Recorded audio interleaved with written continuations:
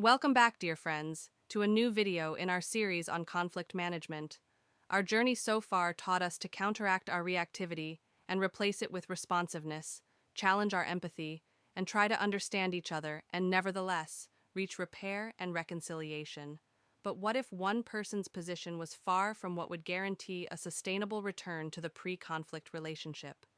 Today, my friends, we're going to talk about two extreme behaviors which affect enduring repair: people-pleasing and rigidity. As in all of our videos, psychology is our pathway to understand machine learning.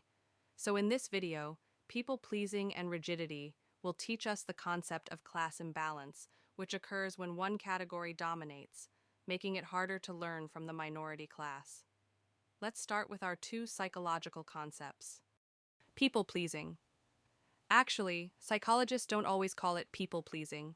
In literature, you may also find it defined as appeasement, fawning, self-silencing, compliant coping, or pathological accommodation. Thought the person who exhibits such behavior might believe they're showing agreeableness or empathy. People-pleasing, in fact, comes as a threat response. We know about the fight, flight, and freeze threat response our nervous system might lean in. Well, people-pleasing illustrates the fawn response or securing safety by managing the other person's emotional state. So instead of resolving conflict, the person manages the other person's feelings. While healthy empathy says, "I understand you," people-pleasing says, "I will manage you so you don't withdraw." One builds intimacy, the other builds dependency. People-pleasing was first theorized by Karen Horney in her book The Compliant Personality back in 1945. She called it moving toward people. Horney noticed people-pleasers operate through the following core belief: if I am agreeable enough, I will not be rejected or harmed. In conflict, they suppress disagreement, over-apologize, abandon preferences, and end up feeling resentment later. In her book, The Dance of Anger, Harriet Lerner notes how, when one person overfunctions, accommodates, the other underfunctions, becomes less considerate. So in conflict management, the more one person smooths, explains, accommodates, or reassures, the less the other person develops relational responsibility. A relational system is developed in which people-pleasing unintentionally trains others to ignore boundaries. The overfunctioner-underfunctioner dynamic has also been studied in the Bowen family systems theory, which signals how in many relationships, one person stabilizes the emotional climate, while the other person expresses tension. The conflict never gets processed, but simply regulated unilaterally, leading to emotional exhaustion, sudden explosive conflicts, and out-of-nowhere breakups. The roots of people-pleasing are located in childhood. Gabor Mate explains how growing up with an emotionally unsafe caregiver, if you fear you might be a people-pleaser, here are some clinically used indicators that allow you to recognize yourself. In a conflict, you may be people-pleasing if you feel responsible for their emotions, rehearse conversations excessively beforehand, soften your needs but remember theirs perfectly, feel relief when they calm down, even if issue unresolved. Later feel resentment or emotional hangover. Say it's fine when it isn't. The key diagnostic feeling is that of relief replaced by quiet anger hours later. Rigidity. The second concept which will guide us into class imbalance is rigidity. Psychologically, people-pleasing and rigidity are actually twins. Though they look opposite, one bends too much while one refuses to bend, they both hide the same underlying phenomenon: a nervous system that experiences disagreement as danger. Rigidity reflects a unique attitude in conflict management. Dealing with a reactive person challenges us to wait for calm. Dealing with a people pleasure demands we invite honesty. Dealing with a rigid person, however, opens a distinctive pattern, noted in relationship to the two key conditions for repair: a shared reality and a shared responsibility. Healthy conflicts accommodate curiosity over the other person's position and the needs behind their behavior. In contrast, rigid people become certain why a person acted the way they did, blocking dialogue which could lead to repair. Furthermore, most of the times, rigid people don't agree that a problem exists. Rigidity. The second concept which will guide us into class imbalance is rigidity. Psychologically, People-pleasing and rigidity are actually twins. Though they look opposite, one bends too much while one refuses to bend. They both hide the same underlying phenomenon, a nervous system that experiences disagreement as danger. Rigidity reflects a unique attitude in conflict management. Dealing with a reactive person challenges us to wait for calm. Dealing with a people pleaser demands we invite honesty. Dealing with a rigid person, however, opens a distinctive pattern, noted in relationship to the two key conditions for repair: a shared reality and a shared responsibility. Healthy conflicts accommodate curiosity over the other person's position and the needs behind their behavior. In contrast, rigid people become certain why a person acted the way they did, blocking dialogue which could lead to repair. Furthermore, most of the times, rigid people don't agree that a problem exists. Rigidity is not strength, conviction, or standards, but the inability to update internal models when new relational information appears. According to the personal construct theory developed by George Kelly, people build mental models about how people behave. Rigidity occurs when the person protects their model instead of examining reality. Furthermore, a neutral behavior is misinterpreted as intentional. Once a rigid person forms a certain model about someone, the prospect of changing it creates anxiety. The brain prefers a wrong certainty to an uncertain truth. So the argument is not about the event, it is about defending their worldview. In his research, Aaron Beck observed that rigid individuals rely heavily on mind reading, labeling, black and white thinking, and personalization. In conflict, they are not processing what you say. They are filtering it through a fixed interpretation. This is why logical explanations don't work with rigid partners. To Nancy McWilliams, some personalities experience disagreement as shame exposure. For them, criticism does not equal feedback, but humiliation. Conflict with a rigid partner is expressed by interrupting, counterattacks, rewriting history, and refusal to acknowledge impact. The physiology behind a rigid response implies, according to John Gottman's research, a heart rate going higher than 100 beats per minute, the amygdala activated, and the prefrontal cortex impaired. At that point, the brain literally cannot integrate new perspectives.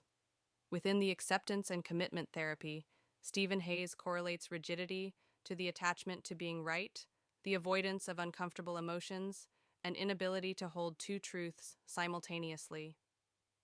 While healthy conflict accepts that one can be a good person and have made a mistake, rigid conflict cannot tolerate that, so the person must justify, minimize, and reverse blame.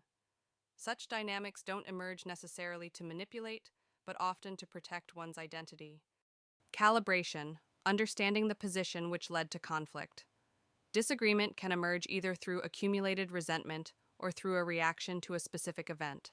Sustainable repair and reconciliation required us to pause our reactivity and try to assess whether we have all the data to understand not only the person in front of us, but also the circumstances which led to the event.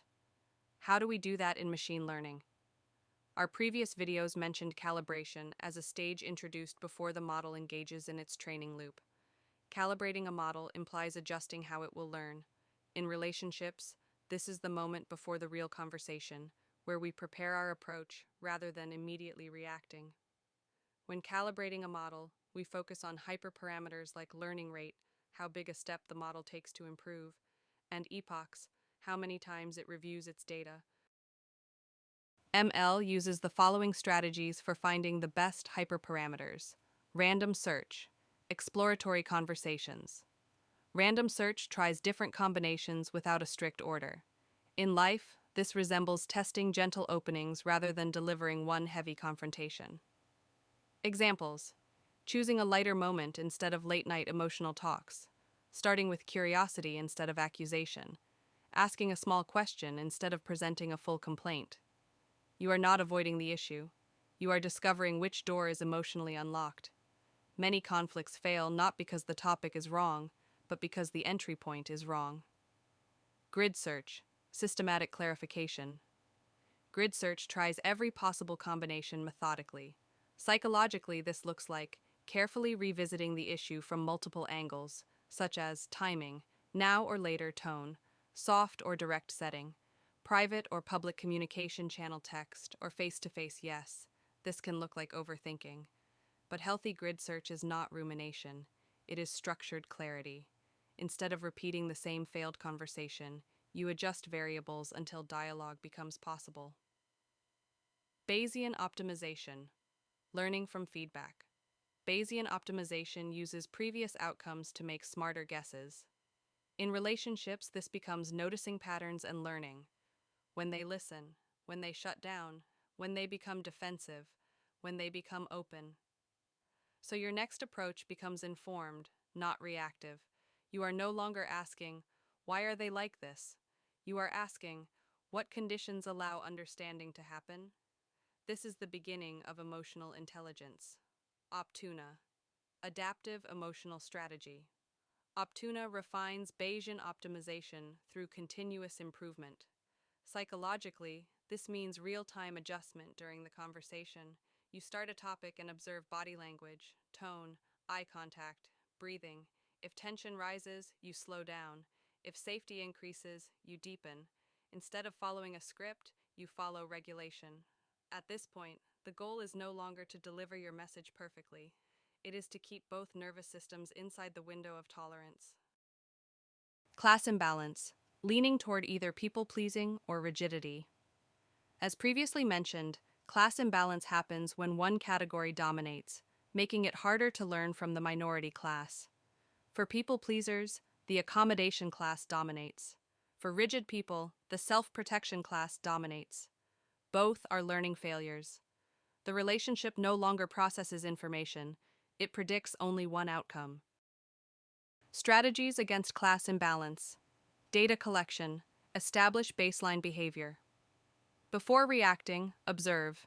Is this their pattern or a situational reaction? One bad day is noise. A repeated behavior is a feature. Regularization. As we've discovered in our previous videos, regularization prevents models from being too flexible, overfitting, or too rigid, underfitting.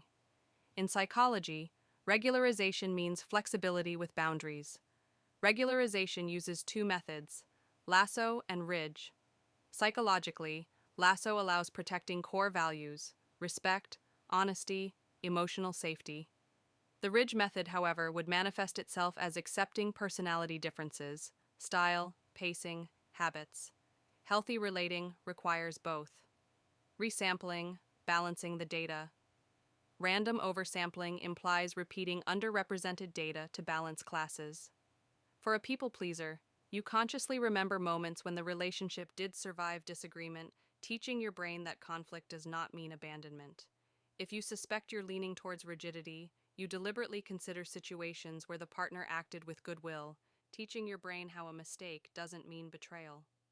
Random undersampling implies discarding data from the majority, or, in psychology, reducing dominant emotional predictions. The people-pleaser dominant thought is, everything will end. The dominant thought of a rigid person, though, is, they are against me. In such circumstances, undersampling means you stop letting catastrophic interpretations represent the entire dataset. SMOTE, synthetic perspective building. SMOTE creates artificial but plausible examples. In life, mentally simulate alternative explanations. Would they behave this way if they were rested? Would I interpret this differently with a stranger? We therefore generate possible realities instead of assuming one. Tomek links. Separating overlap. Tomek links remove overlapping data points between classes.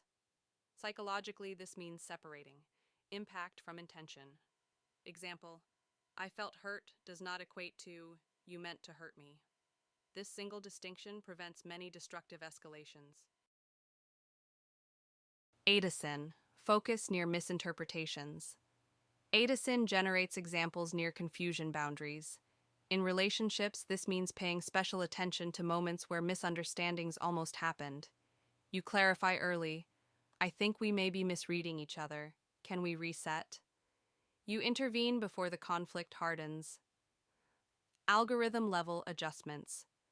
Instead of changing the story, you change your processing, slowing responses, asking clarifying questions, naming feelings instead of accusations. You upgrade the interpreter, not the partner.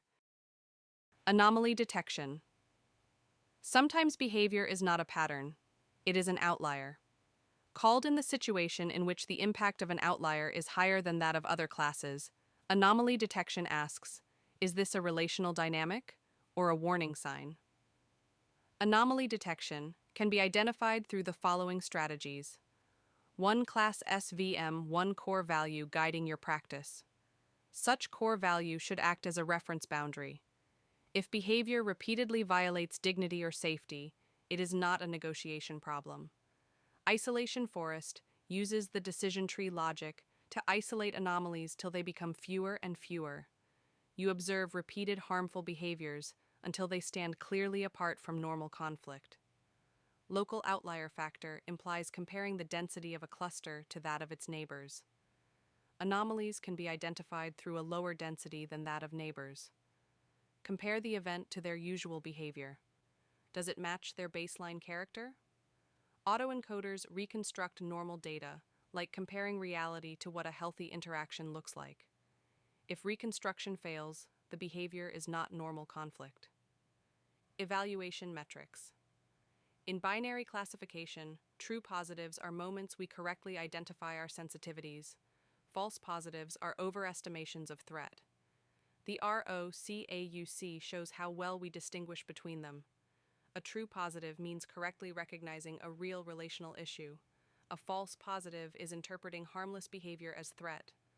ROCAUC therefore becomes your ability to distinguish insecurity from intuition. Cost-sensitive learning. Some mistakes are not equal. Cost-sensitive learning implies assigning higher cost to serious mistakes. Cost-sensitive learning is recommended only when misclassification produces disproportionate consequences. Misreading a tone is repairable. Ignoring contempt, manipulation, or repeated boundary violation should be treated as costly. Cost-sensitive learning therefore means we respond more strongly to behaviors that damage safety than to those that damage comfort. Conclusions.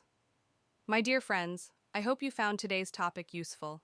To sum up, conflict challenges us to exchange information and renegotiate boundaries. What actually ends relationships is unexpressed truth. Gottman's lab found something very interesting. Couples who argue constructively last longer than couples who avoid conflict. Avoidance predicted emotional disengagement, the real precursor to separation. If we were to draw a parallel between the two attitudes we just studied, people-pleasing destroys boundaries. Rigidity destroys dialogue. Healthy relating lives in the middle, two people able to influence each other without losing themselves. That middle is called psychological flexibility, and in modern relationship research, it predicts relationship satisfaction better than compatibility, personality type, or shared interests. People-pleasing does not reduce conflict. It postpones and intensifies it because the real disagreement never gets negotiated. My dear friends, never mistake people-pleasing with empathy, which is built on honesty and not suppressing one's needs. As for rigidity, it usually emerges out of conflict avoidance. The rigid person might feel shame for their behavior, loss of control, or simply attachment fear. So the person fights not the partner, but the emotional consequence they anticipate.